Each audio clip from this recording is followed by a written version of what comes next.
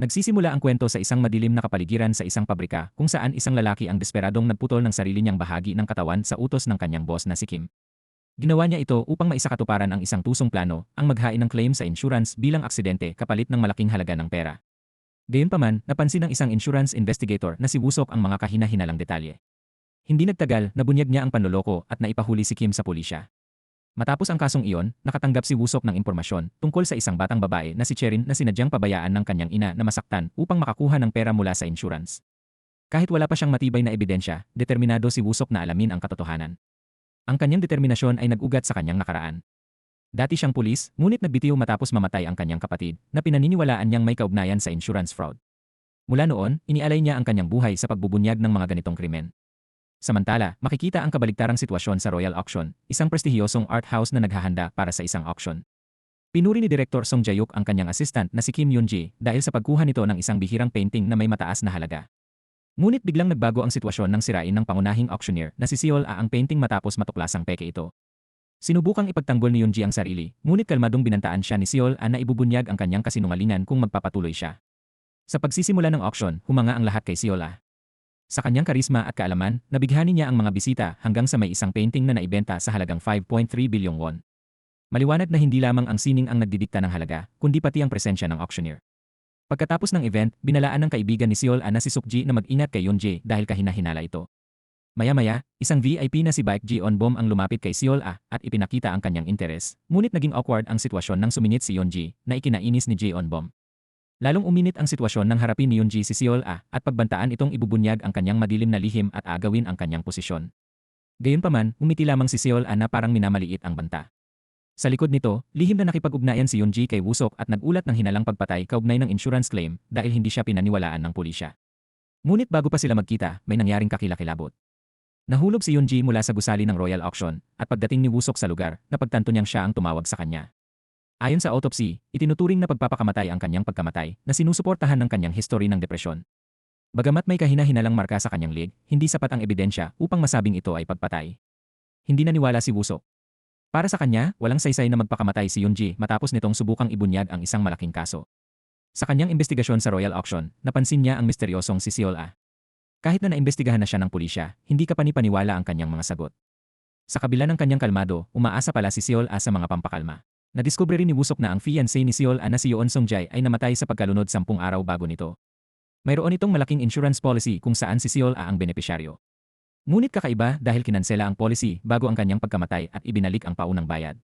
Nagsimulang maghinala si Wusok ng hindi normal na daloy ng pera.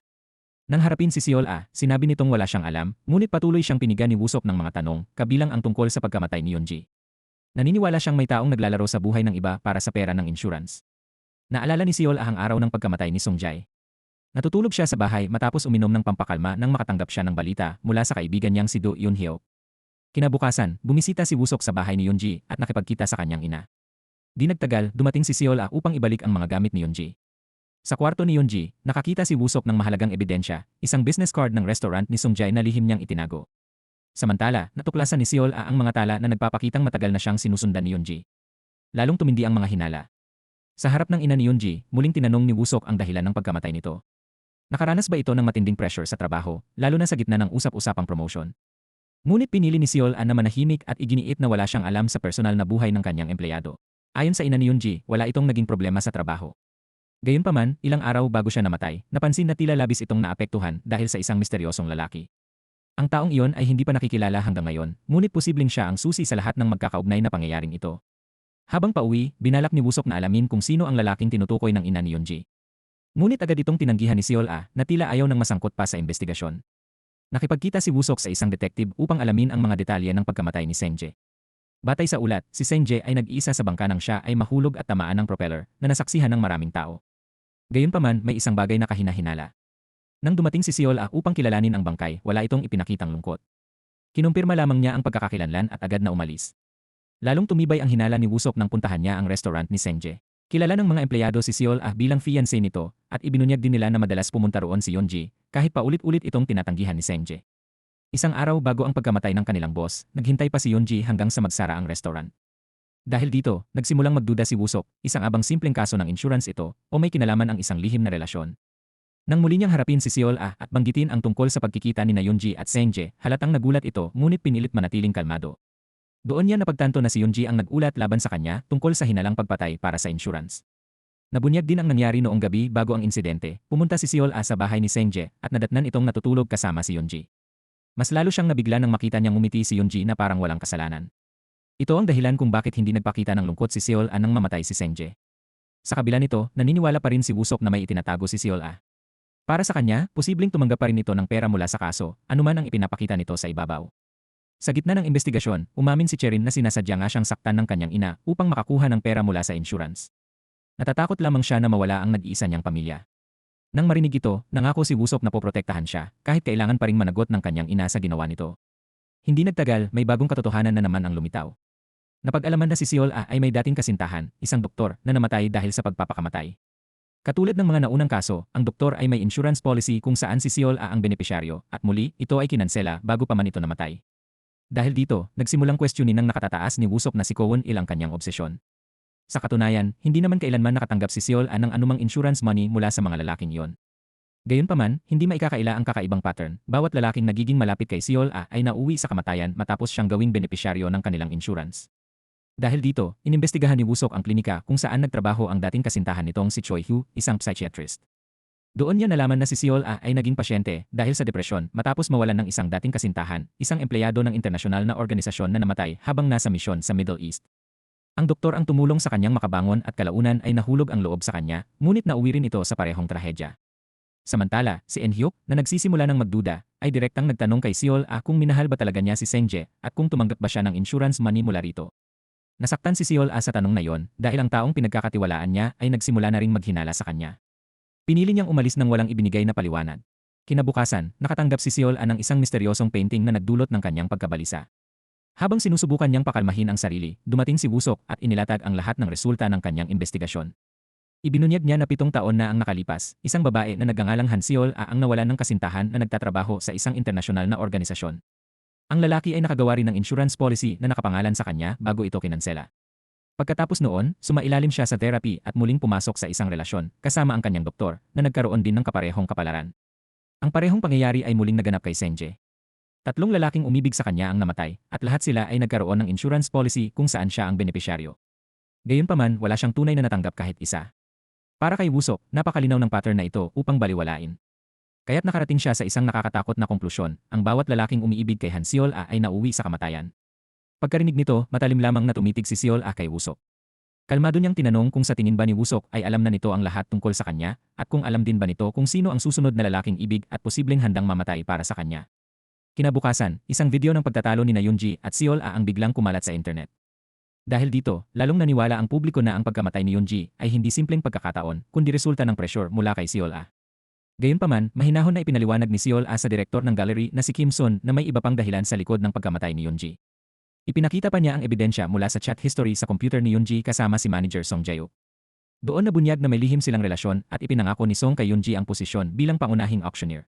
Sa kabila nito, walang pakialam si Director Kim. Para sa kanya, ang mahalaga lamang ay ang kita ng gallery. Nagbigay siya ng malaking gawain kina Seol Ah at Song, ang pagkuha ng isang sikat na painting na gawa ni Emil Steller. Ang sinumang magtagumpay ay magiging malakas na kandidato bilang susunod na mamamahala ng gallery. Dahil dito, nakaramdam ng banta si Song, lalo na't alam ni Seol Ah ang kanyang lihim. Sinubukan niya itong takutin upang hindi ito ibunyag, ngunit hindi interesado si Seol Ah sa maruming paraan. Isa lamang ang kanyang layunin, ang maayos na pamamahala ng gallery. Samantala, lihim na pumasok si Director Kim sa isang silid na naglalaman ng mahahalagang koleksyon ng painting. Kitang-kita ang kanyang paghanga sa mga gawa ng isang artist na nagngangalang Han at binanggit pa ang kanyang interes sa anak ng pintor. Dahil dito, nagkaroon ng hinala na maaaring may koneksyon si Han kay Seol Ah. Sa kabilang banda, sa istasyon ng pulisya, sina Joyong at ang team leader na si Pyo Sung-il ay nagsuri ng CCTV footage noong gabi ng pagkamatay ni Yoonji. Makikita sa footage na sinundan ni Seol Ah si Yoonji hanggang sa rooftop ng gusali. Sa kasamaang palad, walang kamera roon kaya nananatiling misteryo ang aktwal na nangyari. Lalong tumindi ang hinala nang may isang anonymous na tawag na nag-akusa kay Seol Ah bilang mamamatay tao. Agad na tinunton ni Wusok at Joyong ang pinagmulan ng tawag, at mula sa mga kuha sa paligid, natuklasan nilang isang babae ang tumawag. Sa kanyang apartment, nakatanggap si Seol Ah ng isang misteryosong pakete na naglalaman ng inumin na may logo ng Sirens mula sa restaurant ng yumaong si Sengje. Nang siya sa atin, nalaman na ang pakete ay ipinadala ni En-hyuk. Ipinaliwanag nito na ang inumin ay huling mensahe ni Sengje na nais niyang ibigay kay Seol Ah kung may mangyari sa kanya. Gayunpaman, inamin ni En-hyuk na hindi niya ito ipinadala dahil nag-alinlangan siya. Lumabas na ang kanyang kapatid na babae ang lihim na nagpadala ng pakete. Labis niyang kinamumuhian si Seol-ah at naniniwalang siya ang dahilan ng lahat ng nangyari. Upang mas mapalalim ang investigasyon, humiling si Woo-sok na mailipat bilang manager ng art insurance team sa Royal Auction. Nang makita siya sa opisina, hindi na nagulat si Seol-ah. Alam niyang hindi lang trabaho ang pakay nito, kundi ang pagbabantay sa kanya. Palihim ding sinuri ni Woo-sok ang kotse ni Yeonji na nakaparada pa rin sa gallery. Sa loob nito, natagpuan niya ang isang access card patungo sa isang marangyang apartment na tinatawag na Lin Palace. Samantala, nagsimula na rin kumilos si Seol-ah upang makuha ang painting ni Stellar. Nakipagkita siya sa isang gallery owner na may koneksyon sa isang auction house sa Hong Kong kung saan nabili ang painting ng isang lalaking Koreano na nagngangalang James Baek. Sa kanyang pagsisiyasat, napagtanto ni Seol-ah na ang lalaking ito ay si Baek Jonbom, isang negosyanteng dati nang bumili ng mamahaling painting sa kanyang gallery. Kaya't inimbitahan niya ito sa gallery upang personal na ipakita ang isang painting. Ang painting ng batang Syrian na dati nang ipinadala ng anonimo ni Jonbom ay muling lumitaw. Nagulat ang lalaki nang malaman na natukoy ang kanyang pagkakakilanlan, ngunit nanatili siyang interesado at inanyayahan si Seol-ah na maghapunan. Sa kanilang pagkikita, agad na ipinahayag ni Seol-ah ang kanyang layunin, nais niyang ang painting ni Stellar na pag-aari ni Jonbom ang maging pangunahing lot sa susunod na auction. Nang marinig iyon, nakaramdam ng pagkadismaya si Jonbom dahil napagtanto niyang ang kanilang pagkikita ay nakabatay lamang sa interes. Samantala, sa istasyon ng pulisya, natukoy na ang pagkakakilanlan ng anonymous na tumawag si Enhe. Sa simula ay natakot siya, ngunit nang matiyak ang kanyang pagiging kumpidensyal, inamin niyang nakita niya si Seol-ah na tumatakbo pababa mula sa rooftop. Noon ay hindi pa niya alam ang nangyari hanggang sa malaman niyang patay na si Yeonji. Kasabay nito, natagpuan ni Woo-sok ang apartment na tumutugma sa access card ni Yeonji. Matapos subukan ng ilang pinto, nakapasok din siya. Ngunit walang laman ang apartment maliban sa isang miniaturang bahay na nakapatong sa mesa. Nang lumabas siya sa balkonahe, nagulat siya nang matuklasan na ang apartment ay direktang nasa tapat ng tirahan ni Seol-ah. Para itong isang lihim na punto ng pagmamasid na nag-ugnay sa lahat ng misteryosong pangyayaring ito. Napagtanto ni Woo-sok na matagal ng lihim na minamatyagan ni Yeonji ang buhay ni Seol-ah. Lalong tumibay ang hinalang ito nang makita niya ang isang disposable phone na nakatago sa loob ng miniaturang bahay. Kinabukasan, habang nagpapatuloy ang auction gaya ng dati, matagumpay na natapos ni Seol-ah ang kanyang tungkulin. Ngunit biglang nagbago ang sitwasyon nang dumating ang mga detektib at inaresto siya sa harap ng lahat dahil sa paratang na pagpatay kay Yeonji. Kasabay nito, ibinigay ni Woo-sok ang natagpuang telepono sa isang hacker na dati niyang nahuli. Mula sa pagsusuri, natuklasan ang spyware na nagpapatunay na halos lahat ng galaw ni Seol-ah ay minamanmanan ni Yeonji. Sa istasyon ng pulisya, tinanong si Seol-ah tungkol sa nangyari sa rooftop. Inamin niyang pumunta siya roon, ngunit iginiit na pagdating niya ay patay na si Yeonji. Pinili niyang tumakas dahil sa takot at pagkabigla. Gayunpaman, hindi naniwala ang pulisya sa kanyang paliwanag dahil para sa kanila, ang isang normal na tao ay agad na mag-uulat ng ganitong pangyayari. Pinili ni Seol-ah na manahimik, naniniwalang wala siyang kasalanan. Samantala, nakarating kay Jonbom ang balita ng pagkakaaresto kay Seol-ah. Sa halip na mag-alala, umiti pa siya habang pinapanood ang balita, na tila may alam siyang hindi pa nalalaman ng iba. Sa kabilang banda, binisita ni En-hyuk si Seol-ah at ipinahayag ang kanyang paniniwala na wala itong kasalanan. Nangako siyang tutulong upang mapatunayan yon. May ibinulong si Seol-ah sa kanya at hindi nila namalayang pinagmamasdan sila ni Woo-sok mula sa malayo. Agad na nagtungo si En-hyuk sa gallery upang hanapin ang memory card na hinihingi ni Seol-ah. Ngunit nauna na itong nahanap ni Woo-sok at pinaghinalaan pa si En-hyuk na kasabwat. Ipinaliwanag ni En-hyuk na nais lamang niyang malaman ang katotohanan. Ang memory card ay mula sa installation ng artist na si Hwang, isang pasilyo na may one-way mirror kung saan unang nakita ni Woo-sok si Seol-ah. Sa loob nito ay may recording na nagpapakita na noong oras ng pagkamatay ni Yeonji, nasa pasilyo si Seol-ah at hindi sa rooftop. Batay sa ebidensyang iyon, napagpasyahan ng pulisya na ang pagkamatay ni Yeonji ay isang pagpapakamatay. Dahil dito, pinalaya si Seol-ah. Gayunpaman, hindi pa rin tumigil si Woo-sok.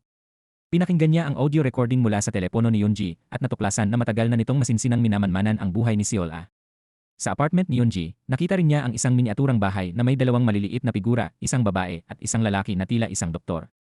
Naalala niya ang sinabi ng ina ni Yeonji tungkol sa isang lalaking malapit sa kanyang anak. Dahil dito, lumitaw ang hinala na may isa pang taong sangkot bukod kay Senje. Sa kabilang banda, muling nagpunta si Seol-ah sa kanyang doktor upang humingi ng karagdagang pampakalma dahil sa matinding pressure na kanyang nararamdaman. Ngunit tumanggi ang doktor dahil sobra na ang dosis na kanyang iniinom at iminungkahi na siya ay magpagamot sa isang psychiatric clinic. Agad itong tinanggihan ni Seol-ah dahil sa trauma mula sa kanyang nakaraan. Minsan na siyang inabuso ng isang doktor na nagngangalang Choi Yong-hu sa ilalim ng pagkukunwaring therapy. Ipinagpatuloy ni Woo-sok ang kanyang investigasyon sa klinikang iyon. Mula sa isang nurse, nalaman niya ang isang mahalagang detalye, si Yeonji pala ay dating kasintahan ni Choi Yong-hu. Natapos ang kanilang relasyon hindi nagtagal matapos simulan ng doktor ang paggamot kay Seol-ah. Pinaghihinalaang nagkaroon ng personal na interes si Yong-hu kay Seol-ah, dahilan upang itigil ang therapy at pumasok sa isang relasyon sa kanya. Ibinahagi ni Woo-sok ang impormasyong ito kay Seol-ah. Ipinaliwanag niya na ang dahilan kung bakit sinusundan siya ni Yoonji ay hindi lamang dahil kay Sengje, kundi dahil sa koneksyon nito sa nakaraan ng doktor. Nagulat si Seol-ah at nagsimulang isipin na maaaring ito ang isa sa mga dahilan sa likod ng pagkamatay ni Yoonji. Kahit unti-unti nang nabubuo ang mga piraso ng katotohanan, nananatili pa rin ang isang malaking tanong kay Wusok, bakit lahat ng lalaking nagiging malapit kay Seol-ah ay nauwi sa trahedya? Ano nga ba ang nakukuha niya sa lahat ng ito? Ngunit para kay Seol-ah, simple lamang ang sagot, wala siyang nakukuha kundi puro pagkawala. Hindi nagtagal matapos ang usapan, biglang nawalan ng malay si Seol-ah. Agad siyang dinala ni Wusok sa ospital, at doon nalaman na siya ay nagkaroon ng overdose sa pampakalma. Nang makita ang kanyang kalagayan, nagsimulang makaramdam ng pagkakasala si Wusok. Natanong niya ang sarili kung ang pressure na kanyang ibinibigay ay lalo lamang nagpapalubha sa paghihirap ni Seol-ah. Ngunit nang magising si Seol-ah sa ospital, bigla siyang umalis nang walang sinasabi kay Wusok.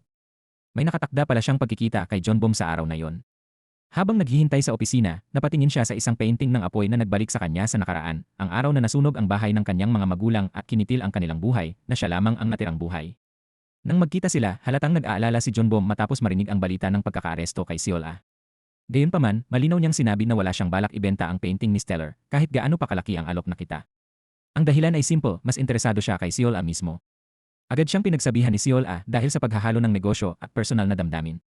Nang tangka niyang umalis, pinigilan siya ni Jeonbom at humingi ng paumanhin. Samantala, nakipagkita si Wusok kay Eun-hyuk upang malaman pa ang tungkol kay Seol-ah. Tinanong niya kung gaano kalaki ang tiwala nito sa kanyang kaibigan. Buong tapang na sumagot si Eun-hyuk na kung hindi siya magtitiwala, para na rin niyang hinayaang harapin ni Seol-ah ang lahat ng mag-isa. Noong una ay ayaw niyang magbahagi ng higit pang detalye, ngunit ang kanyang kapatid na si Eun-hye ang naglantad ng madilim na nakaraan ni Seol-ah. Namatay ang kanyang mga magulang sa isang sunog noong siya ay bata pa at siya lamang ang nakaligtas. Para kay Eun-hye, iyon ang dahilan kung bakit itinuturing niyang mala si Seol-ah. Mula sa telepono ni Yoonji, natagpuan ni Wusok ang isang recording ng pag-uusap ni na Seol-ah at ng kanyang kaibigang si Sukji. Sa usapang iyon, pinayuhan ni Sukji si Seol-ah na tigilan na ang pagkimkim ng kanyang sakit mag-isa. Ngunit inamin ni Seol-ah na pakiramdam niya ay hindi siya karapat-dapat mabuhay dahil namatay ang kanyang mga magulang habang siya ay nabuhay. Binalaan din siya ni Sukji na huwag nang pumunta sa memorial service ni Sengje dahil alam niyang hindi siya matatanggap doon. Sa kabila nito, nagpumilit si Seol-ah at nangakong iyon na ang huling beses. At nang dumating siya, agad na uminit ang sitwasyon. Pinalayas siya ng ina ni Sengje, habang inakusahan naman siya ng kapatid nito na pinilit niyang gumawa ng insurance policy ang kanyang kapatid at sinisi pa siya sa pagkamatay nito. Kahit paulit-ulit na ipinaliwanag ni Seol-ah na kinansela na ang insurance policy at wala siyang natanggap na anumang pera, nanatiling hindi matitinag ang mga akusasyon laban sa kanya. Lalo pang naghinala ang pamilya ni Sengje nang malaman nilang minsang nakipag-ugnayan ang insurance sa kanila upang magtanong tungkol kay Seol-ah. Sa gitna ng tensyon, dumating si Wusok at pinahinto ang alitan. Ipinagpatuloy ang seremonya nang wala si Seol-ah. Pinili niyang tumayo sa malayo, sa gilid ng bangin, habang inaalala ang masasayang alaala nila ni Sengje. Dahan-dahan niyang hinubad ang kanyang singsing sa pakikipagtipan at itinapon ito sa bangin, na para bang tinatapos na ang lahat ng alaala. Lumapit muli si Wusok at muling nagtanong tungkol sa katotohanan. Ngunit para kay Seol-ah, wala nang saysay ang lahat. Napuno na siya ng pagkadismaya dahil kahit anong sabihin niya ay hindi pa rin siya pinaniniwalaan ni Wusok. Sa gitna ng kanyang desperasyon, umatras siya patungo sa gilid ng bangin at nagtangkang wakasan ang kanyang buhay. Sa kabutihang palad, mabilis siyang nahatak ni Wusok at niyakap upang hindi siya mahulog. Sa bugso ng damdamin, sumigaw si Seol-ah na gusto na niyang mamatay dahil naniniwala siyang doon lamang matatapos ang lahat ng kanyang paghihirap. Hinamon pa niya si Wusok kung ano pa ang nais nitong malaman tungkol sa kanya. Nang makita ang kanyang marupok na kalagayan, tapat na sinabi ni Wusok na nais niyang makilala siya ng mas malalim, hindi lamang bilang isang suspect, kundi bilang isang tao. Matapos siyang pakalmahin, inihatid ni Wusok si Seol-ah pauwi. Bagamat hiwalay silang bumalik gamit ang kani-kanilang sasakyan, patuloy na gumugulo sa isip ni Wusok ang kanyang katauhan. Kinabukasan, sa opisina ni Jeonbom, naunang dumating si Manager Song dala ang isang proposal upang makuha ang painting ni Stellar. Ngunit nabigo siya dahil nagpa siya na si Jeonbom na si Seol-ah lamang ang nais niyang makatrabaho. Nagkataon namang may nakatakda silang meeting sa araw na yon, kaya lalo pang nainis si Song dahil kailangan niyang direktang makipagkompetensya. Samantala, pumunta si Wusok sa bayan kung saan lumaki si Seol-ah upang imbestigahan ang sunog na kumitil sa buhay ng kanyang mga magulang. Dahil matagal na itong nangyari, kakaunti na lamang ang nakakaalala ng detalye. Doon niya nakilala si Eun-hyuk na mula rin sa lugar na yon at may sariling studio. Naniniwala si Eun-hyuk na ang ginagawa ni Wusok ay magbubukas lamang ng sugat na pilit ng kinalilimutan ni Seol-ah. Ngunit iginiit ni Wusok na nais niyang malaman ang katotohanan upang hindi na niya kailangang direktang tanungin si Seol-ah at saktan pa ito. Sa loob ng studio na puno ng mga kagamitan sa diving, sa wakas ay ikinuwento ni Eun-hyuk ang nakaraan. Ang ama ni Seol-ah, si Ginoong Han, ay isang pintor na maliit ang kita at nabaon sa utang sa mga nagpapautang. Isang gabi, dumating ang mga maniningil at dahil hindi siya makabayad, sinaktan nila si Seol-ah sa pamamagitan ng pagplansa sa kanyang katawan. Mas lalong masakit para kay Eun-hyuk na makita na hindi man lamang umiyak si Seol-ah, tiniis niya ang lahat ng sakit mag-isa. Hindi nagtagal matapos ang insidenteng iyon, nagkaroon ng malaking sunog na ikinamatay ng kanyang mga magulang sa harap mismo ng kanyang mga mata. Matapos marinig ang kwento, nagsimulang magtanong si Wusok tungkol sa tunay na relasyon ni En-hyuk kay Seol-ah, kung higit pa ba ito sa pagkakaibigan. Ngunit tumanggi si En-hyuk na sumagot at hiniling na tigilan na ni Wusok ang pakikialam sa buhay ni Seol-ah, dahil para sa kanya, hindi maipapaliwanag ng kahit anong label ang kanilang ugnayan. Sumunod, nakipagkita si Wusok kay Sukji, ang kaibigan ni Seol-ah mula pa noong sila ay nasa paaralan. Ngunit wala rin siyang gaanong nakuha. Kahit malapit sila, kilala si Seol-ah bilang isang taong sarado at bihirang magbukas ng sarili, kaya madalas siyang hindi nauunawaan ng iba. Kinabukasan sa gallery, habang naghahanda para sa isang glass art exhibition, biglang nahulog ang isang artwork mula sa kamay ni Yoonhee. Humingi lamang siya ng paumanhin ng walang anumang pagsisisi, dahilan upang maghinala si Seol-ah na sinadya yon. Lalong tumibay ang hinala nang tumawa si Yoonhee at sinabing kahit ginawa niya yon ng sadya, wala namang ebidensya si Seol-ah, katulad ng mga paratang ng pagpatay na hindi pa rin napapatunayan. Ipinahayag din ni Yoonhee ang kanyang inis dahil hindi pa rin naaresto si Seol-ah. Bilang tugon, mariing sinabi ni Seol-ah na wala siyang pakialam kung isumbong siya.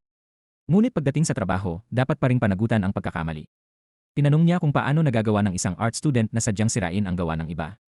Pagkatapos nito, hinila ni Manager Song si Yoonhee at pinagalitan. Inamin niya na minsan niyang inutusan si Yoonhee na gambalain ang trabaho ni Seol-ah, ngunit hindi para sirain ang mismong exhibition. Gayunpaman, si Yoonhee ay nagbanta na idadamay si Song kung siya ay matatanggal sa trabaho. Bagamat maaaring i-claim sa insurance ang nasirang artwork, pinili ni Seol-ah ang ibang paraan. Direkta siyang nagpunta sa artist na gumawa nito, si Ginoong Kim, upang humingi ng paumanhin at makiusap na muling gawin ang kanyang obra.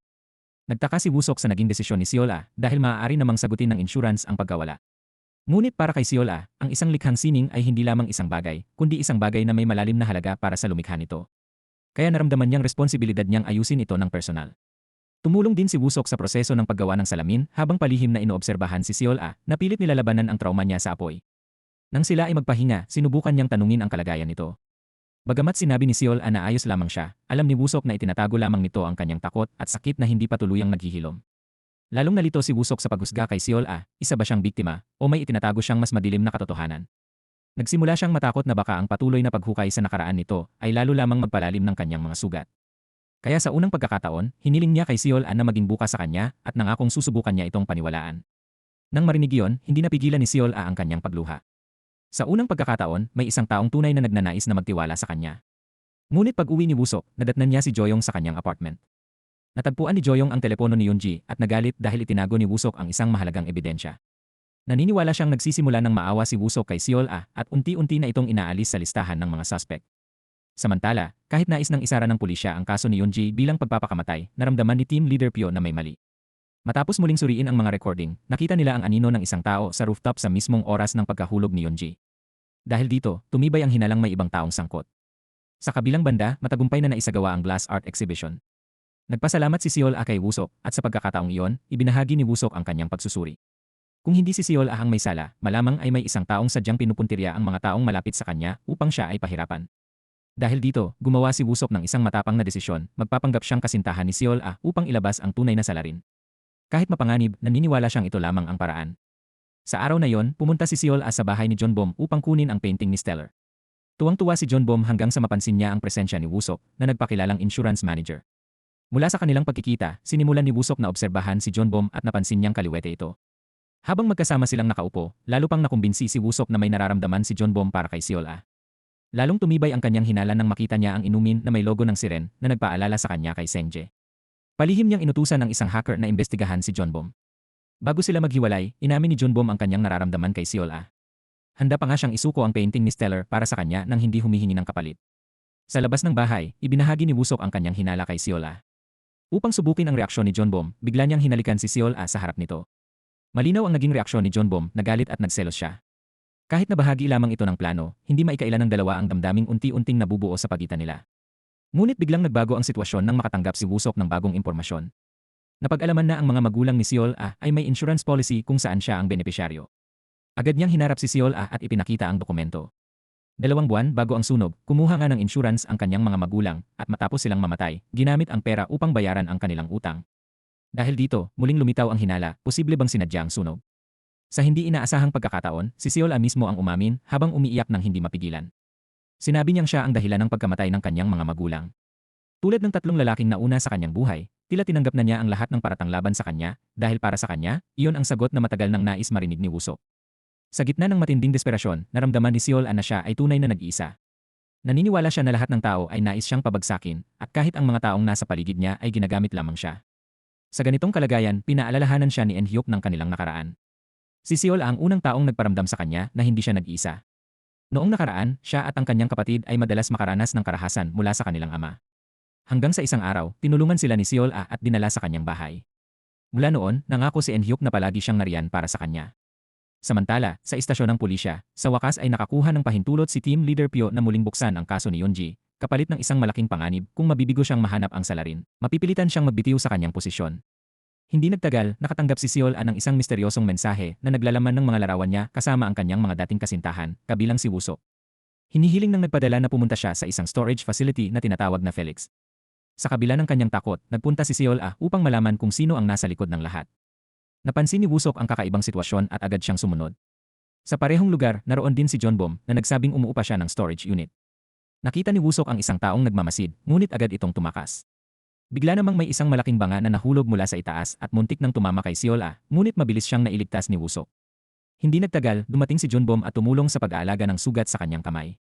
Ang kanyang biglaang pagdating ay lalo pang nagpalakas ng hinala ni Woo-sok. Nainis si Woo-sok dahil hindi naging tapat si Seol sa kanya at hiniling niyang maging bukas ito dahil tunay niyang nais tumulong. Sa wakas, inamin ni Seol na may isang taong matagal nang nagmamanman sa kanya. Dahil dito, lalo pang tumindi ang hinala nila kay Jeonbom. Habang inihahatid ni Woo-sok si Seol pauwi, napansin nilang may sumusunod sa kanila, isang taong pinaghihinala ang utusan ng nasa likod ng lahat ng pangyayaring ito. Pagdating sa apartment, muling nakakita si Woo-sok ng bote ng inuming seren. Ipinaliwanag ni Seol na ito ay isang espesyal na inumin na nilikha ni Sengje at tanging sa kanyang restaurant lamang ibinebenta. Ang katotohanang may kaparehong inumin din sa bahay ni Jeonbom ay lalong nagpatibay ng hinala na may koneksyon siya kay Sengje. Sa wakas, ibinahagi ni Seol ang kanyang tunay na nakaraan. Ikinuwento niya na ang kanyang pamilya ay nalubog sa utang at nakaranas ng karahasan mula sa mga nagpapautang. Isang araw, binigyan siya ng kanyang ina ng pera upang lumabas. Ngunit nang siya ay bumalik, natagpuan niyang uminom ng pestisidyo ang kanyang mga magulang at ang kanilang bahay ay puno ng gasolina. Napagtanto niya na nais ng kanyang mga magulang na wakasan ang kanilang buhay at magmukhang aksidente ang sunog. Sa gitna ng kanyang desperasyon, sinindihan ni Seol ang apoy na may balak na mamatay kasama sila. Ngunit sa halip, siya lamang ang nakaligtas. Pagkatapos noon, ginamit niya ang insurance money upang mabayaran ang kanilang mga utang at magpatuloy sa buhay. Para sa kanya, ang buhay na tinatahak niya ngayon ay kapalit ng buhay ng kanyang mga magulang. Matapos marinig ang kanyang pag-amin, tuluyang naunawaan ni Woo-sok ang bigat ng dinadala ni Seol. Buong empatya niya itong niyakap at hiniling na huwag na niyang pasanin ang lahat ng mag-isa at hayaan niyang mailabas ang lahat ng kanyang kalungkutan. Samantala, sa istasyon ng pulisya, ipinatawag si Manager Song upang magbigay ng pahayag tungkol sa mga VIP guest noong gabi ng pagkamatay ni Yeonji. Sa kanilang investigasyon, 2 tao ang itinuturing na pinakakahina-hinala, si Jeonbom, ang huling taong nakipagkita kay Yeonji at laging nasa tabi ni Seol at si En-hyuk na nadamay rin sa kaso. Nabatid na siya ang huling taong kasama ni Sengje at siya pa ang nagdala ng bangka nito sa repair shop. Ngunit ayon sa mekaniko, maayos ang kondisyon ng bangka at hindi ito dapat magkaroon ng problema sa gitna ng ilog, dahilan upang lalo pang maging kahina-hinala ang pagkamatay ni Sengje. Sa Royal Auction, abala si Seol sa pagbibigay ng mga tagubilin sa 2 kasamahan bago ang malaking auction. Isa sa kanila ang pipiliing maging assistant auctioneer. Sa gitna ng kanyang gawain, dumating si Woo-sok na may kakaibang tingin, mas mainit at puno ng pag-aalaga, na ikinahiya at ikinangiti ni Seol. Agad itong napansin ng mga tao sa paligid, lalo na nang sabay silang umalis upang magtanghalian. Sa kanilang pag-uusap, muling nabanggit ni Woo-sok si Jeonbom. Ipinaliwanag ni Seol na nagsimula ang kanilang pagkakakilala sa isang auction, ngunit pakiramdam niya ay matagal na siyang kilala ng lalaki. Dahil dito, nagsimulang isipin ni Woo-sok na kung si Jeonbom nga ang may sala, malamang isa lang ang motibo nito, ang angkinin si Seol. Lingid sa kanilang kaalaman, pinagmamasdan sila ni En-hyuk mula sa malayo. Samantala, may natuklasang bagong impormasyon ang hacker na tumutulong kay Woo-sok. Lumabas na si Jeonbom ay dating boluntaryo sa Syria, at doon naganap ang isang pag-atake na ikinamatay ng isang Korean na nagngangalang Suho. Nagulat si Woo-sok nang malaman na si Suho pala ang unang kasintahan ni Seol. Agad siyang nagtungo sa opisina ng volunteer organization upang kumpirmahin ito. Doon, nalaman niyang may isang taong lubos na nakakakilala kay Suho at darating sa Korea ng gabing iyon.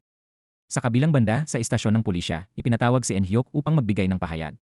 Inamin niya na siya ang nagdala ng bangka ni Sengje para ipaayos, ayon sa utos ni Seol. Dahil dito, lalong naguluhan si Team Leader Pyo dahil tila laging inuuna ni En-hyuk si Seol sa lahat ng bagay. Hindi nagtagal, nakatanggap si Woo-sok ng tawag mula kay Lee Kwang-jin, isang volunteer na nakakilala kay Suho. Walang paligoy-ligoy, sinabi nito na may kaugnayan si Seol sa pagkamatay ni Suho. Dahil dito, agad na nagtungo si Woo-sok sa paliparan upang sunduin siya. Habang nasa biyahe, sinimulan ni Lee na ikwento ang nakaraan ni Jeonbom, isang anak ng mayamang pamilya na aktibo sa gawaing panlipunan at madalas maging volunteer. Ngunit nagbago ang lahat matapos ang insidente sa Syria na ikinamatay ni Suho. Sa kasamaang palad, bago pa matapos ang kanyang kwento, biglang huminto ang sasakyan sa unahan nila. Sa pagtatangkang umiwas, nawalan ng kontrol si Wusok sa manibela at hindi na naiwasan ang aksidente. Dahil sa lakas ng banggaan, malubhang nasugatan sina Wusok at Lee Kwang-jin at pansamantalang nawalan ng malay. Hindi nagtagal, dumating ang sasakyan ni Seol-ah sa lugar ng aksidente. Hindi malinaw kung ito ay isang pagkakataon lamang o isa na namang malas na tila sumusunod sa bawat lalaking nagiging malapit sa kanya. Nagkamalay si Wusok sa ospital matapos ang aksidente. Sa kanyang malabong alaala, nakita niyang lumapit si Seol-ah sa kanya bago siya tuluyang mawalan ng malay. Dahil dito, napaisip siya kung ano ang ginagawa ni Seol-ah sa lugar ng aksidente at paano nito nalaman ang nangyari. Sa kabilang banda, nagpunta si Seol-ah kay Joyong upang ibigay ang ebidensya mula sa black box recording ng kanyang sasakyan. Ipinaliwanag niya na hindi niya sinasadyang sundan si Wusok at wala siyang kinalaman sa tangkang pananakit sa kanya o kay Ginoong Kim. Gayunpaman, nanatiling hindi kumbinsido si Joyong sa kanyang paliwanag. Para kay Joyong, ang bawat pangyayaring nagaganap ay tila may kaugnayan kay Seol-ah, kaya mahirap para sa kanya na paniwalaang wala itong kasalanan. Samantala, nakahanap ang mga tauhan ni Team Leader Pyo ng ebidensyang nagpapatunay na hindi sangkot si En-hyuk sa pagkamatay ni Seng-jae. Sa oras ng insidente, nasa kanyang bayan siya kasama ang kanyang kapatid na si Yoon-hee. Gayunpaman, nananatiling kahina-hinala para kay Team Leader Pyo ang lahat at naniniwala siyang bahagi lamang ito ng manipulasyon ni Seol-ah na sa tingin niya ay may maraming kasabwat. Nang makipagkita si Joyong kay Wusok, binalaan niya ito na maaaring matulad ang kanyang sinapit kay Ginoong Kim na hanggang ngayon ay wala pa ring malay. Muli niyang iginiit ang kanyang hinala na si Seol-ah ang utak sa likod ng lahat ng pangyayari. Bagamat palaging may matibay na alibi si Seol-ah, hindi agad tumutol si Wusok. Lingid sa kanilang kaalaman, narinig ni Seol-ah ang usapan. Pagkaalis ni Seol-ah, pinaalalahanan ni Wusok si Joyong na huwag masyadong mag-focus sa isang suspect. Iminungkahi niyang may isa pang taong dapat pagdudahan, si Baek Jonbom. Ikinuwento niya na habang sinusubukan niyang imbestigahan si Jonbom, siya at si Ginoong Kim ay naaksidente.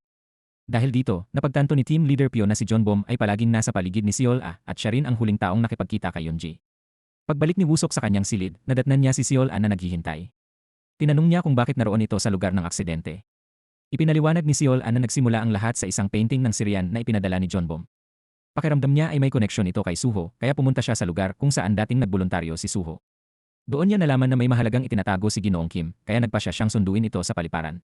Ngunit habang nasa biyahe, nakita niya ang sasakyan ni Wusok at isang kahina-hinalang kotse na tila sumusunod sa kanya.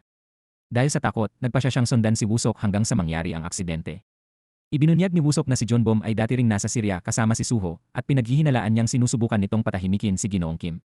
Sa ngayon, ang tanging pag-asa nila ay ang paggising ni Ginoong Kim upang maibunyag ang katotohanan tungkol sa layunin ni Jonbom at sa tunay na nangyari sa Syria. Mula sa black box recording ng sasakyan ni Seol-ah, natukoy ng pulisya ang sasakyang sumusunod sa kanila na may plakang 459 na napag-alamang iligal at gumagamit ng pekeng plaka. Nakilala rin ni Wusok ang mukha ng driver, ang parehong taong nagtangkang saktan si Seol-ah noon. Sa royal auction, nakatanggap si Seol-ah ng isang bouquet ng bulaklak na may kasamang pagbati sa kanyang kaarawan. Ipinaalala nito sa kanya ang simbolo ng walang hanggang pag-ibig, mga bulaklak na dati ring ibinibigay ni Suho. Kasama ng mga bulaklak ang isang kahon na naglalaman ng isang telepono. Nang buksan niya ito, nagulat siya nang makita ang isang video ni Suho kung saan ipinahayag nito ang balak niyang wakasan ang kanyang buhay dahil hindi niya makasama si Seol-ah. Bago umalis bilang volunteer sa Middle East, lumala ang kanilang relasyon. Madalas hadlangan ni Suho ang mga pangarap ni Seol-ah at patuloy siyang pinaghihinalaan, kaya minsan ay hiniling ni Seol-ah na sana ay mawala na ito sa kanyang buhay. Sa kolumbarium kung saan nakalagay ang abo ni Suho, dumating si Jonbom na may dalang parehong bulaklak. Dito nabunyag na siya ang nagpadala ng mga bulaklak kay Seol-ah. Samantala, ipinagpatuloy ni Wusok at Joyong ang kanilang investigasyon at natagpuan ang sasakyan ng suspect sa isang junkyard. Wala nang laman ang kotse at puno na ng basura, ngunit may nahanap silang mahalagang ebidensya, isang parking ticket na tumuturo sa kumpanya ni Jonbom. Sa kanyang bahay, napagtanto ni Seol-ah kung sino ang nagpadala ng mga bulaklak. Batay sa sulat kamay sa greeting na tila gawa ng isang kaliwete, lalo siyang nakumbinsing si Jonbom ang nasa likod ng lahat. Hindi nagtagal, dumating si Wusok na may dalang bulaklak bilang bahagi ng kanilang pagpapanggap na relasyon upang magmukhang kapanipaniwala. Napatunayan ang kanilang hinala ng may isang taong nagmamasid sa kanila mula sa malayo. Ikinuwento ni Seol-ah ang tungkol sa mga bulaklak at sa teleponong naglalaman ng video ni Suho at ibinahagi rin ang kanyang hinala kay Jonbom.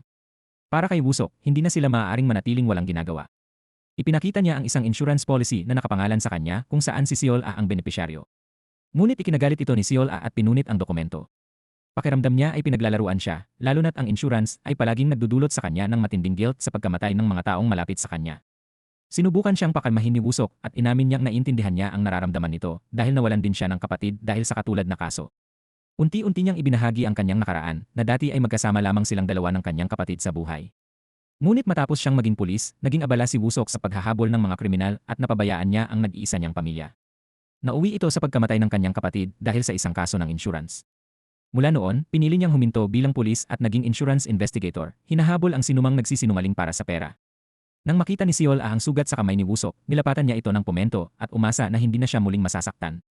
Dahil sa sandaling iyon, naantig si Wusok at kusang hinalikan si Seol. Ngunit naputol ang kanilang sandali nang makatanggap siya ng balita na nagkamalay na si Ginoong Kim. Agad siyang gumawa ng plano at nagmadaling pumunta sa ospital. Sa ospital, may isang lalaking palihim na pumasok sa silid ni Ginoong Kim at nag-inject ng lason sa kanyang suwero.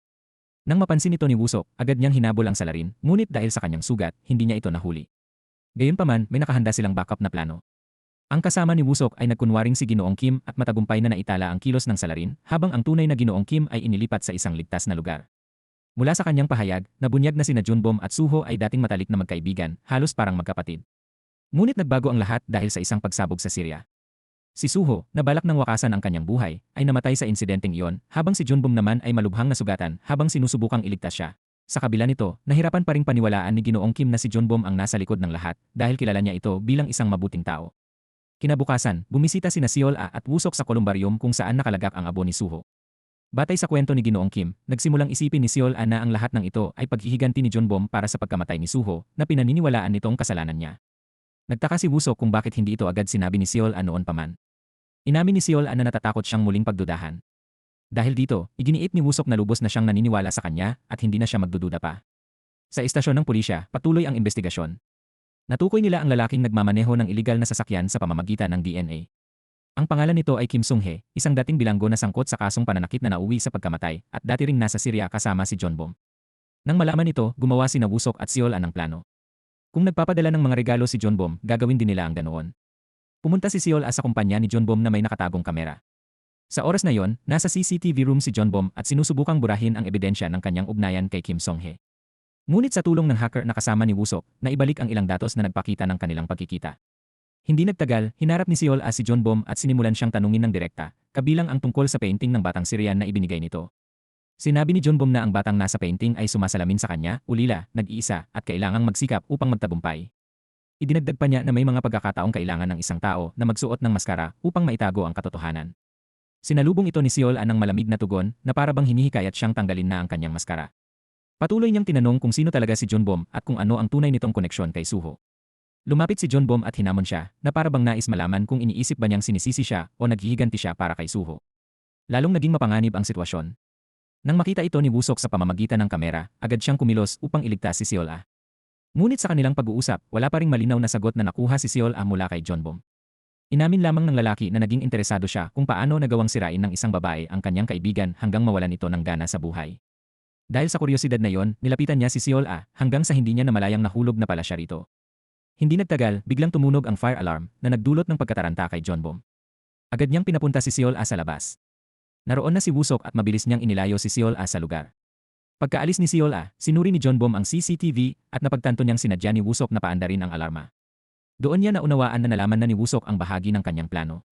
Walang pag-aalinlangan, inutusan niya si Kim Sung-hee na agad tumakas palabas ng bansa.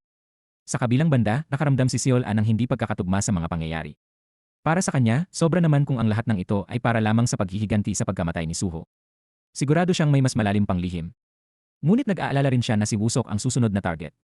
Sa halip na matakot, lalo pang naging determinado si Wusok. Para sa kanya, ang pagiging target ay nangangahulugang papalapit siya sa katotohanan tungkol sa kung sino talaga si Junbom. Kinabukasan, nakatanggap si Wusok ng ulat sa insurance office tungkol sa sunog ng ilang painting na pag-aari ng Temyong Group habang ipinapadala mula sa royal auction na may halagang claim na umabot sa 10 bilyong won. Habang sinusuri niya ang kaso, napansin niya ang mga kahina-hinalang detalye. Ang driver na naatasan ay bata at walang sapat na karanasan, samantalang ang ganitong uri ng mahalagang kargamento ay dapat hinahawakan ng eksperto. Bukod pa rito, kahawig ng nangyaring aksidente ang insidenteng kumitil sa buhay ng kanyang kapatid. Dahil dito, nakipag-ugnayan si Wusok sa kanyang hacker na kaibigan upang matunton ang kinaroroonan ni Honsu, ang dating kasintahan ng kanyang kapatid na sangkot sa nakaraang insidente. Samantala, sa royal auction, lalong uminit ang sitwasyon. Sa isang team meeting, mas binigyang pansin ni Seol ang isang kasamahan na nagdulot ng selos kay Nahi. Inakala ni Nahi na napili na ni Seol ang papalit kay Yoonji bilang assistant auctioneer kahit wala pang pinal na desisyon. Pagkatapos ng meeting, habang papunta si Seol sa opisina ng direktor, nakasalubong niya si Hyunsu na pumasok sa restricted area. Napag-alaman na pumunta ito upang humingi ng karagdagang bayad mula sa direktor bilang kabayaran sa pagtulong nitong isaayos ang sunog ng mga painting ng Temyong Group. Sa gitna ng tumitinding kompetisyon, nagpa siya si Nahi na kumampi sa direktor at maging espiya. Naniniwala siyang kung hindi niya makuha ang tiwala ni Seol Ah, mas mabuti pang humanap siya ng posisyon sa pamamagitan ng direktor upang mapili bilang assistant auctioneer. Ngunit hinamon siya ng direktor na patunayan na kaya niyang makipagsabayan kay Seol Ah. Samantala, nakipagkita si Wusok kay Seol Ah upang talakayin ang kaso ng sunog ng mga painting. Ipinunto niya na kapareho ito ng aksidenteng ikinamatay ng kanyang kapatid. Inamin ni Seol Ah na matagal na rin niyang pinaghihinalaan ito. Ayon sa kanyang obserbasyon, si Direktor Kim Son ay madalas kumita sa pamamagitan ng panlilinlang, pinapabili ang mga kliyente ng murang painting sa mataas na halaga, pagkatapos ay sinusunog ito para sa insurance claim. Sa katotohanan, hindi ang orihinal na painting ang nasisira, kundi pinapalitan ito ng replika. Nabunyag din na may isang mahirap na pintor na pinilit gumawa ng mga kopya upang suportahan ang planong ito. Nang mabunyag ang panlilinlang, sa kanya ibinuhos ang lahat ng sisi hanggang sa piliin niyang wakasan ang kanyang buhay. Ang pintor na iyon ay ang ama ni Seol Ah. Ito ang tunay na dahilan kung bakit sumali si Seol Ah sa royal auction upang maghiganti laban kay Director Kim. Ngayon, hiniling niya ang tulong ni Wusok upang ibunyag ang lahat ng krimen na nakatago sa likod ng kumpanya. Bilang unang hakbang, sinimulan ni Wusok ang pag-imbestiga sa tunay na pagkakakilanlan ni John Bom. Ayon sa dating sekretarya nito, si John Bom ay dating kilala bilang isang mabuting boss bago siya pumunta sa Syria. Ngunit pagbalik niya mula roon, biglang nagbago ang kanyang personalidad. Ang pinakakahina-hinalang bagay ay ang sistema ng seguridad sa kanyang opisina na gumagamit ng cornea scan, na bigla na lamang hindi na siya kinilala. Mula noon, agad niyang pinalitan ang buong sistema ng seguridad at tinanggal ang lahat ng dating empleyado. Sa kabilang banda, tuluyan ng ibinahagi ni Seol Ah ang lahat ng kanyang lihim kay Eun-hyuk. Ikinuwento niya ang kanyang mga hinala kay John Bom at ang dahilan ng pakikipagtulungan niya kay Wusok. Kasama si Eun-hyuk, nakipagkita siya sa isang taong dating malapit kay John Bom. Kinumpirma rin ng lalaking iyon na dati ay napakabait ni John Bom, ngunit tuluyang nagbago matapos bumalik mula sa Syria, at tila hindi na niya nakikilala ang mga taong nakapaligid sa kanya. Sa araw na iyon, nagdaos ang royal auction ng preview event para sa mga painting, kabilang ang obra ni Stellar na pag-aari ni John Bom. Bilang may-ari, dumalo siya bilang VIP guest. Sinamantala ni Wusok ang pagkakataon upang lapitan siya at sabihing mas mabuting sumuko na siya bago pa siya mahuli. Ngunit mumiti lamang si John Bom, kumpiyansang ligtas siya dahil sa kapangyarihan niya. Hindi nagtagal, lumapit si Seol Ah at inalok siya ng inumin. Matapos uminom, bigla siyang bumagsak dahil sa anaphylactic shock. Agad na naisip ni Wusok na ang mga taong may matinding allergy ay karaniwang may dalang injection na panlaban. Natagpuan ni Seol Ah ang injection sa bag ni John Bom at agad itong ginamit. Sa sandaling iyon, nagsimulang makaramdam si Seol Ah ng kakaibang hinala kahit hindi pa siya lubos na sigurado. Nang bumuti ang kalagayan ni John Bom, hiniling ni Seol Ah na magsabi ito ng totoo. Sa halip na sumagot, dinala siya ni John Bom sa isang bahay na itinayo niya, isang bahay na kahawig ng pangarap noon ni Suho, may malawak na bakuran para sa mga bata at may maliit na swing. Doon nagsimulang mapagtanto ni Seol Ah ang katotohanang matagal nang nakatago. Tinawag niya ang pangalang Suho at tuluyang naunawaan na si John Bom ay si Suho. Kasabay nito, kinuha ni Wusok ang DNA sample ni John Bom mula sa injection at ipinasuri ito sa laboratorio. Inihambing niya ito sa DNA ng mga volunteer, kabilang si Suho. Nakagulat ang resulta, si John Bom nga ay si Suho. Agad na sinubukan ni Wusok na tawagan si Seol Ah, ngunit naka-off na ang telepono nito. Si John Bom, na si Suho pala, ay umaming matagal na niyang hinihintay ang sandaling iyon. Nang marinig niyang muli ang kanyang tunay na pangalan mula kay Seol Ah, ibinahagi niya ang kanyang nakaraan. Bago siya pumunta sa Syria, nakita niya si Seol Ah na pumasok sa isang hotel kasama ang isang matandang lalaki at nagkaroon siya ng maling akala. Inisip niyang iniwan siya ni Seol Ah para sa pera, kahit ang totoo ay nakikipagkita lamang ito sa isang mahalagang kliyente. Isang pagsabog sa Syria ang nagdulot ng pagpapalit ng kanilang pagkakakilanlan. Inakala ng lahat na namatay si Suho habang si John Bom ang nakaligtas. Dahil sa matinding pagkasira ng kanyang mukha, nagpa siya si Suho na sumailalim sa plastic surgery upang maging kamukha ni John Bom, pati ang kanyang boses ay binago. Mula noon, namuhay siya bilang si Baek John Bom, tinatamasa ang kayamanan at kapangyarihang wala siya noon. Layunin niyang patunayan na pipiliin siya ni Seol Ah, hindi dahil sa pag-ibig kundi dahil sa kanyang estado at yaman. Lalo itong tumibay nang lumapit si Seol Ah sa kanya tungkol sa painting ni Stellar at umasa siyang maaari silang magsimulang muli. Ngunit nang subukan niyang halikan si Seol Ah, mariin siyang tinanggihan nito at itinulak gamit ang isang bakal na tungkod. Samantala, pumunta si Wusok sa bahay ni John Bom at natuklasan ang iba't ibang ebidensya, mga larawan, plano laban kay Seol Ah, at ang kanyang pagkakasangkot sa pagkamatay ni Yoon-ji at ng iba pang taong malapit kay Seol Ah. Agad niyang tinawagan si Joyong at pinapunta ang pulisya. Sa pamamagitan ng pag-track sa telepono ni Seol Ah, natukoy nila ang isang kahina-hinalang lokasyon. Sa pagsisiyasat, nakita ni Joyong ang bakas ng dugo na humahantong sa isang silid. Doon, natagpuan niya sina Seol Ah at John Bom na parehong nakahandusay, may sugat sa dibdib, at ang mga kamay ni Seol Ah ay nababalot ng dugo. Umabot sa sukdulan ng tensyon, at iniwan ang isang malaking tanong, ano nga ba ang tunay na nangyari sa pagitan nila? Nang makita ni Joyong ang sitwasyon, agad niyang pinilit si Seol Ah na sumuko dahil nahuli umano siya sa akto ng pagpatay kay John Bom. Ngunit nanatiling tahimik si Seol Ah na parabang hinahamon pa si Joyong na barilin siya. Nagpaputok si Joyong ng warning shot at inutusan siyang itaas ang kanyang mga kamay habang dumarating ang iba pang pulis. Hindi nagtagal, dumating si Team Leader Pyo at agad siyang inaresto. Sinubukan ni Wusok na pigilan ang pag-aresto, ngunit nabigo siya dahil itinuring si Seol-ah bilang pangunahing suspect sa pagpatay kay Baek Junbom na sa katunayan ay si Suho. Matapos magamot ang kanyang sugat, sinimulan ni Wusok ang investigasyon sa nangyari sa bahay. Natuklasan niyang ang armas ay nagmula sa loob ng bahay, may bakas ng pagkawala ng kuryente bago ang insidente, at may palatandaan na may isang taong tumakas papunta sa kabubatan. Habang sinusundan niya ang mga bakas, may natagpuan siyang ebidensya sa isang puno na nagpapatunay na may ibang tao sa lugar at siya ang tunay na salarin. Sa istasyon ng pulisya, pinili ni Seol-ah na manahimik habang iniimbestigahan ni Joyong. Kahit pa dumating sina Sukji at Eun-hyuk, tumanggi siyang makipagkita sa sinuman. Dahil dito, naguluhan si Sukji dahil tila inaako ni Seol-ah ang kasalanan. Hindi nagtagal, dumating si Wusok dala ang resulta ng DNA test na nagpapatunay na ang biktima ay hindi si Junbom kundi si Suho, ang dating kasintahan ni Seol-ah na pinaniniwalaang namatay sa Syria. Gayunpaman, nahirapan ang mga detektive na paniwalaan ito, at ayon kay Team Leader Pyo, hindi ito sapat upang mapawalang sala si Seol-ah dahil nananatili pa rin siyang suspect. Ipinahayag ni Wusok na may ibang tao sa bahay at humiling ng pahintulot na makausap si Seol-ah. Pinatibay pa ito ng pagsusuri na nagsasabing ang lalim at taas ng sugat ay hindi akmang magawa ni Seol-ah. Bukod dito, nabunyag na si Suho ang matagal nang nagmamanman kay Seol-ah at siya rin ang nasa likod ng pagkamatay ni Yoonji at ng iba pang dating kasintahan nito. Sa wakas, pinayagan si Wusok na makausap si Seol-ah. Sa kanilang pagkikita, umiyak si Seol-ah at nag-alala sa kalagayan ni Wusok. Tiniyak niya na maayos siya at hiniling na magsabi ito ng totoo. Naniniwala si Wusok na alam na ni Seol-ah ang tunay na pagkakakilanlan ni Junbom bilang si Suho at sigurado siyang hindi ito ang pumatay. Ngunit iginiit ni Seol-ah na si Wusok ang susunod na magiging biktima. Inamin niyang siya ang pumatay sa lahat ng kanyang dating kasintahan at ginagamit lamang ang kanyang nakaraan upang kaawaan ng iba. Hiniling niya kay Wusok na lumayo upang hindi ito matulad sa iba. Hindi naniwala si Wusok sa kanyang pag-amin. Pinaniwala niya si Seol-ah na hindi ito nag-iisa at kailangan nilang harapin ang tunay na salarin. Ngunit nanindigan si Seol-ah na hindi siya mahuhuli at hiniling pa sa pulisya na ilayo si Wusok sa kanya. Matapos umalis si Wusok, dumating ang isang abogado na ipinadala ni Director Kim, dala ang isang resignation letter para kay Seol-ah. Hinihiling ni Director Kim na kusa siyang magbitiw sa royal auction. Ngunit tumanggi si Seol-ah at pinunit ang sulat dahil nais niyang harapin ito ng personal. Sa pamamagitan ng kanyang abogado, isinalaysay ni Seol-ah ang nangyari noong gabing iyon. Nagsimula ang lahat ng normal hanggang sa matuklasan niyang si Junbom ay si Suho. Biglang nagbago ang ugali ni Suho at pinilit siyang makipagbalikan. Lumaban si Seol-ah gamit ang isang bakal na tungkod, ngunit biglang nawalan ng kuryente. Sa dilim, inagaw ni Suho ang tungkod at lumabas ng bahay.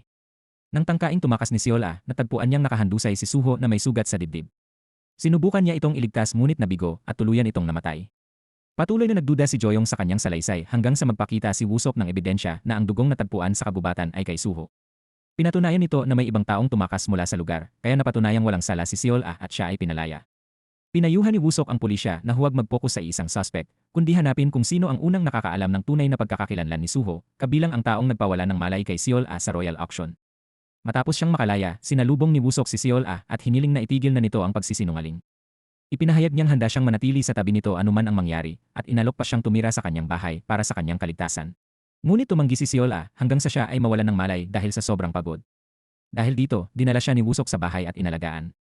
Nang magising si Seol-ah, nais niyang umalis, ngunit pinigilan siya ni Wusok upang makapagpahinga at kumain muna. Gayunpaman, naniniwala si Seol-ah na hindi siya ang tunay na target, kundi ang mga lalaking malapit sa kanya. Pakiramdam din niya ay hindi siya karapat-dapat sa kabutihan ni Wusok dahil lahat ng kanyang dating kasintahan ay namatay. Nang magpasya siyang umalis upang protektahan si Wusok, nakatanggap naman ito ng balita mula sa kanyang kaibigan na natunton na ang lokasyon ni Honsu, ang pumatay sa kanyang kapatid at kasabwat ng direktor na si Kim.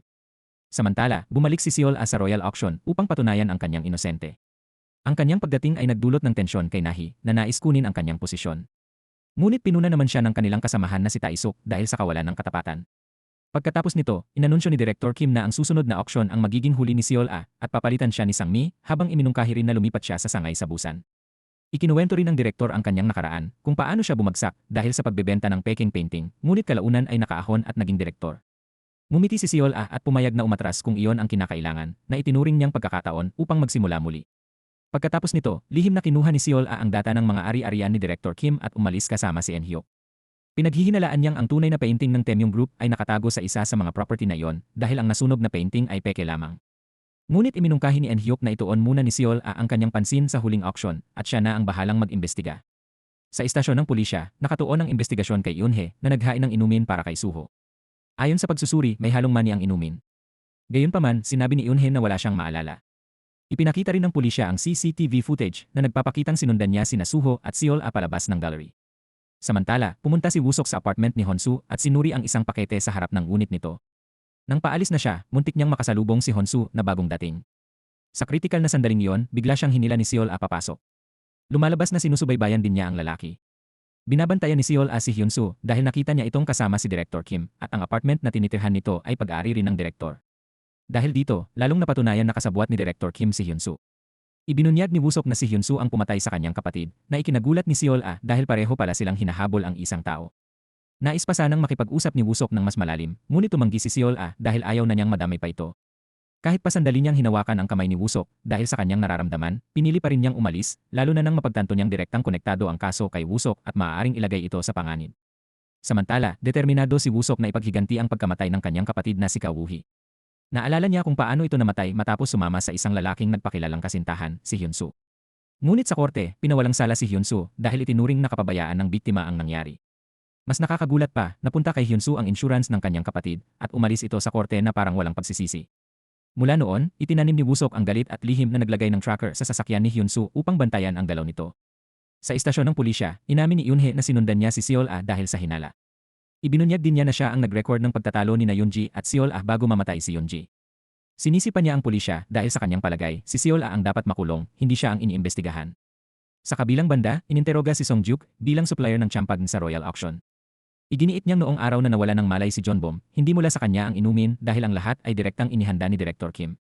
Hindi nagtagal, nakatanggap si Woo-seok ng balita na iniwan ni Suho ang isang mahalagang painting kay Seol Dahil dito, lalo siyang nag-alala dahil ang bawat lalaking nagiging malapit kay Seol ay may iniiwang bagay matapos mamatay na maaaring magdulot muli ng hinala laban sa kanya.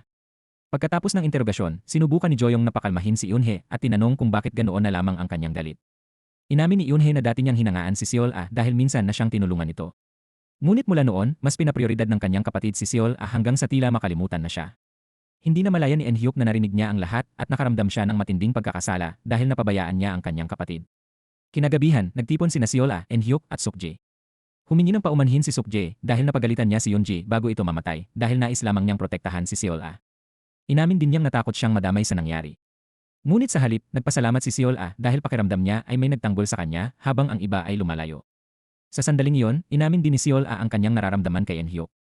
Ninais niya noon na sana ay magkatuluyan sila, ngunit napagtanto niyang kaibigan lamang ang tingin sa kanya ni En-hyuk bilang kapwa may mabigat na nakaraan. Dahil dito, pinili niyang makipagrelasyon sa iba, kabilang si Suho. Sa kabilang banda, pareho pala ang nararamdaman ni En-hyuk, ngunit huli na ang lahat para sa kanila. Mula sa pahayag ni Eun-hye, nagsimulang maghinala si Joyong kay En-hyuk dahil tila palagi nitong sinusunod si Seol Inimbestigahan niya ito at tinanong ang alibi nito noong mamatay si Jeonbom. Ngunit napatunayan ni En-hyuk na nasa kanyang studio siya sa probinsya sa pamamagitan ng dashcam ng kanyang sasakyan at CCTV, kaya't hindi pa rin napatunayan ang hinala. Sa Royal Auction, sinimulan ni Seol na sanayin si Sang-mi bilang kanyang kapalit. Naalala niya ang kanyang mahabang paglalakbay hanggang sa makilala bilang Cinderella ng auction, bagamat nagsimula siya sa trabahong iyon upang maghiganti kay Director Kim Sunay, naging mahalaga pa rin ito sa kanya. Hindi nagtagal, nakatanggap si Seol ng balita na opisyal niyang matatanggap ang isang mahalagang painting bilang mana mula kay Jeonbom. Ang pamana ay matagal nang inihanda dahil sa lumalalang kalagayan ni Suho. Ngunit tumanggi si Seol Kahit legal na may bisa ang pamana, kahit wala ang kanyang pahintulot, dumating si Woo-seok upang kausapin siya.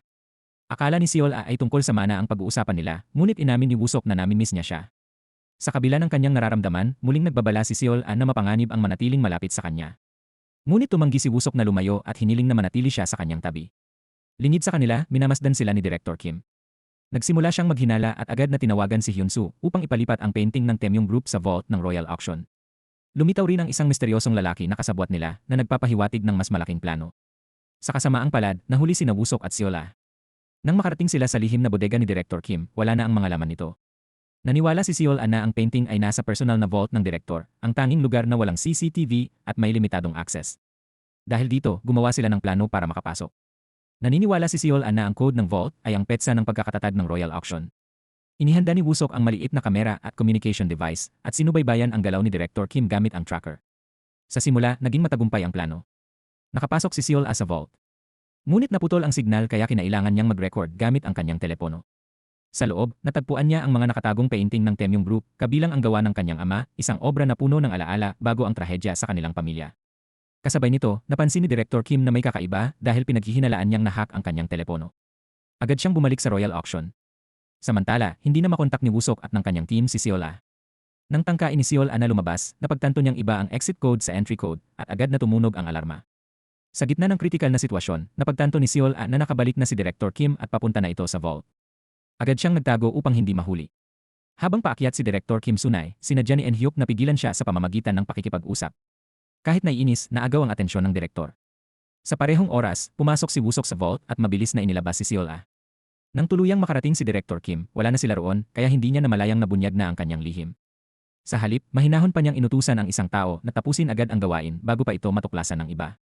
Kinabukasan, ginanap ang huling auction ni Seol-ah na tila normal lamang. Ngunit lingid sa lahat, nai-report na nila ni Wusok ang lahat sa pulisya na papunta na sa royal auction. Nang ipakilala ni Seol-ah ang huling painting na nagkakahalaga ng bilyon, ibinunyag niya na ito ay peke. Ipinakita niya ang kumpletong ebidensya mula sa pirma, teknik ng pagpipinta, hanggang sa resulta ng pagsusuri ng pagiging tunay nito. Hindi pa doon nagtapos, inilantad din niya ang gawain ni Director Kim na pagbebenta ng mga peking painting habang itinatago ang mga orihinal sa vault. Inilahad din niya na pinilit ng direktor ang kanyang ama na tumulong sa pamimiki ng mga obra. Nagalit si Director Kim at sinubukang patahimikin siya, ngunit dumating agad ang pulisya at siya ay inaresto. Nagulat siya nang malaman na nasuri na ang kanyang vault at natuklasan ang lahat ng ebidensya. Pagkatapos nito, sinamahan ni Seol-ah si Wusok upang kunin ang painting ng kanyang pamilya. Natagpuan din niya ang painting ni Stellar na dapat ay nakadisplay, kaya lalo siyang naghinala na may isa pang planong pamimiki. Kasabay nito, nakita sa tracker na gumagalaw si Hyunsu kaya agad siyang hinabol ni Wusok. Dahil nag-aalala, humingi si Seol-ah ng tulong kay Joyong. Nagtungo si Hyunsu sa isang bodega kung saan ginagawa ang mga peking painting at balak itong sirain. Ngunit naabutan siya ni Wusok at nagkaroon sila ng matinding labanan. Sa gitna ng laban, ininsulto ni Hyunsu ang yumaong kapatid ni Wusok at sinisi pa siya sa pagkamatay nito. Dahil dito, muntik nang mapatay ni Wusok si Hyunsu sa tindi ng galit. Mabuti na lamang at dumating sina Seol-ah at ang pulisya sa tamang oras upang pigilan siya. Pagkatapos nito, hindi napigilan ni Wusok ang kanyang pag-iyak habang yakap si Seol-ah, punang guilt sa pagkamatay ng kanyang kapatid. Sa wakas, naaresto si Hyunsu. Sa interogasyon, inamin ni Team Leader Pyo ang kanyang pagkakamali dahil dati niyang pinagdudahan si Wusok. Ngayon ay napatunayang si Hyunsu ang tunay na salarin. Samantala, natuklasan ng pulisya na minsang binantaan ni Yoonji si Director Kim dahil nalaman nito ang pamimiki ng mga painting. Humingi siya ng mataas na posisyon kapalit ng kanyang pananahimik na pinaniniwala ang naging motibo sa kanyang pagpatay. Gayunpaman, itinanggi pa rin ito ni Director Kim at mayabang na sinabi na kayang kontrolin ng pera ang lahat. Sa kabilang banda, bumalik si Seol-ah sa royal auction at humingi ng paumanhin sa kanyang mga kasamahan. Ngunit sinuportahan siya ng mga ito dahil kung hindi nangyari ang lahat, hindi nila malalaman na nagbebenta sila ng peking painting. Nagsimula na ring magreklamo ang mga kliyente at humiling ng refund. Sa istasyon ng pulisya, tinanong ni Wusok ang progreso ng kaso ni Hyunsu. Bagamat naniniwala si Joyong na mapaparusahan ito ng mabigat, may kutob si Wusok na may kulang pa. Para sa kanya, walang sapat na dahilan si Director Kim upang patayin ang mga dating kasintahan ni Seol-ah, kaya naghinala siya na may isa pang salarin. Unti-unting napunta ang hinala kay En Hyuk kahit pa mayroon itong matibay na alibi. Samantala, naglaan ng oras si En Hyuk kasama si Seol-ah. Nauunawaan niya kung bakit ito nakipagtulungan kay Wusok dahil pareho silang may layunin na nagkakatugma. Umaasa rin siya na mababawi na ni Seol-ah ang painting ng kanyang ama at mamuhay ng payapa. Ngunit ramdam ni Seol-ah na may hindi pa tapos. Sigurado siyang hindi basta susuko si Director Kim. At tama nga ang kanyang hinala. Hindi nagtagal, pinalaya si Director Kim dahil sa kadahilan ng pangkalusugan at inilagay lamang sa house arrest. Pagbalik niya sa royal auction, agad niyang hinarap si Seol-ah. Inihayag ni Director Kim na naintindihan na niya ngayon kung bakit siya pinupuntirya ni Seol-ah. Ngunit sa halip, sinisi niya ang ama ni Seol-ah sa pagkasira ng kanyang pamilya. Mariing sumagot si Seol-ah at iginiit na nagsimula ang lahat sa pamimilit ni Director Kim na nag-udyok sa kanyang ama na magpalsipika ng mga painting. Nangako rin siya na hindi siya titigil hanggat hindi niya ito napapanagot. Pagkatapos nito, lihim na inutusan ni Director Kim ang isang tao na patayin si Hyunsu bago pa ito makalaya at nagbanta na ilalantad niya ang isang malaking lihim kung hindi ito susundin. Kinagabihan, habang lasing si Director Kim at nakikinig ng musika, hindi niya napansing may pumasok at tinaasan ang volume. Kinabukasan, natagpuan ni Seol-ah at En Hyuk si Director Kim na patay at nakabitin sa kanyang opisina. Nakakita ang pulisya ng huling mensahe sa kanyang laptop, ngunit naniniwala si Team Leader Pyo na hindi ito basta-basta pagpapakamatay. Sa kabilang banda, nagkulong si Seol-ah sa sarili hanggang sa dumating si Wusok upang pakalmahin siya. Ramdam ni Seol-ah na hindi ito ang katapusan na inaasahan niya at naniniwala siyang hindi kayang gawin ni Director Kim ang ganoon. Bukod pa rito, nawawala pa ang ledger ng royal auction na lalong nagpapalakas ng hinalang may iba pang utak sa likod ng lahat. Sa sandaling iyon, nakakita si Seol-ah ng isang lihim na sulat mula kay Song Jae sa loob ng isang bote ng inumin. Nakasaad doon na minsan siyang nilapitan ng isang misteryosong babae na nag-usap tungkol kay Seol-ah. Ikinonekta ito ni Wusok sa insurance data ng mga magulang ni Seol-ah at sa isang ahente na nagngangalang Kim Mi-suk. Mula sa ilang larawan, napansin din nila na si Yoonji ay naroroon sa mahahalagang lugar, kaya malamang na nalaman niya ang pagkakakilanlan ng salarin at naging susunod na biktima. Mula sa lahat ng ebidensya, iisa ang kanilang pinaghinalaan. Para sa kaligtasan, nagpasya silang kumilos ng magkahiwalay. Pumunta si Wusok sa studio ni En Hyuk habang si Seol-ah naman ay nagtungo sa kanyang opisina sa royal auction. Doon, natagpuan ni Seol-ah ang ledger ni Director Kim sa bag ni En Hyuk. Nang buksan niya ito, ang mga tala ay tila nagtuturo mismo kay Eun-hyuk. Samantala, sa studio, natuklasan ni Woo-seok ang isang likurang pintuan at isang motorsiklo na lalong nagpatibay sa kanyang hinala. Bigla namang lumitaw si Eun-hyuk sa likod niya, hawak ang baril at handang patayin siya. Bigla niyang sinaktan si Woo-seok hanggang mawalan ito ng malay at pinatay ang kanyang telepono upang hindi siya makontak ng iba. Ang hinala ni Seol-ah at Woo-seok kay Eun-hyuk ay nagsimula sa pagkakatuklas nila kay Kim Mi-seok, ang insurance agent na inapala ni Eun-hyuk. Doon nila nalaman na matagal nang alam ni Eun-hyuk ang tungkol sa insurance policy ng mga magulang ni Seol-ah. Sinubukan pa niyang subukin ang relasyon ni Seol-ah sa pamamagitan ni Song-jae. Nang magkamalay si Woo-seok, natagpuan niyang nakatali siya. Inamin ni Eun-hyuk na wala siyang balak patayin siya, ngunit dahil nabunyag na ang kanyang pagkakakilanlan, wala na siyang ibang pagpipilian. Sinubukan ni Woo-seok na palabasin ang katotohanan mula kay Eun-hyuk habang lihim na nakikipag-ugnayan kay Seol-ah gamit ang kanyang smartwatch upang marinig nito ang kanilang usapan. Isa-isang inamin ni Eun-hyuk ang kanyang mga krimen. Pinatay niya si Yoon-jae dahil nahuli siya nito habang pinapatay si Song-jae.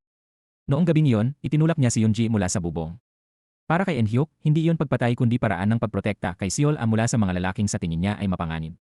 Ikinuwento rin niya kung paano niya pinatay si Dr. Choi sa pamamagitan ng paglalason sa injection habang ito ay walang malay. Lalong luminaw ang kanyang motibo nang aminin niyang pinatay niya si Song-jae, ang sarili niyang kaibigan, dahil naniniwala siyang nilalaro lamang nito si Seol-ah. Para kay Woo-seok, nahumaling na si Eun-hyuk at siya na mismo ang naging sanhi ng pagdurusa ni Seol-ah. Dahil sa sinabi ni Woo-seok, lalo pang nagalit si Eun-hyuk at nagtangkang patayin siya sa pamamagitan ng paglunod. Nang marinig ni Seol-ah ang lahat, agad siyang pumunta sa lugar kasama si Joyong. Sa gilid ng ilog, pinilit ni Eun-hyuk si Woo-seok na tumalon. Sa kritikal na sandali, dumating si Seol-ah at nakiusap na tumigil siya. Ngunit tumanggi si Eun-hyuk at nagpaputok pa ng baril. Walang pag-aatubili, pinrotektahan ni Seol-ah si Woo-seok at siya ang tinamaan, dahilan upang mawalan siya ng malay.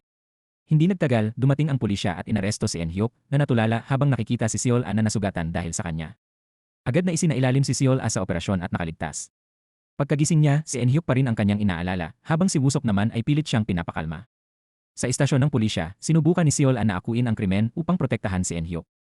Ngunit ang planong iyon ay lalo lamang nag-udyok kay Eun-hyuk na aminin ang lahat. Sa huli, inako niya ang pagiging pangunahing salarin, kabilang ang pagpatay kay Jeonbum na si Suho. Ipinaliwanag ni Eun-hyuk na nalaman niya ang tunay na pagkakakilanlan ni Suho matapos niya itong sundan papunta sa villa. Nang makita niyang sinasaktan ni Suho si Seol-ah, pinatay niya ang kuryente at pagkatapos ay tumakas sa pamamagitan ng kagubatan. Para sa kanya, lahat ng iyon ay isang paraan ng pagprotekta.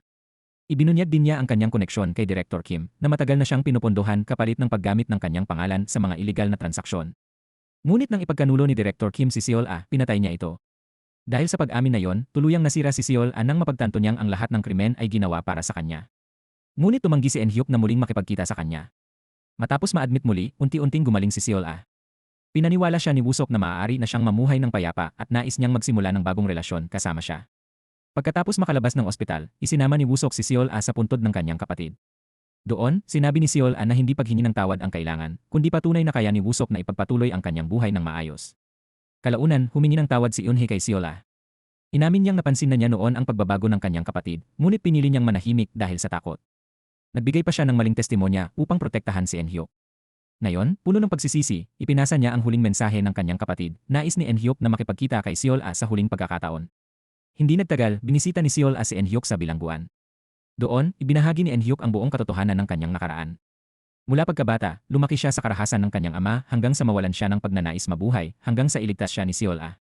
Ngunit nang mamatay ang kanyang ama, kinuha ng kanyang ina ang insurance money at iniwan siya, dahilan upang maniwala siyang ang kamatayan ay paraan upang kumita ng pera.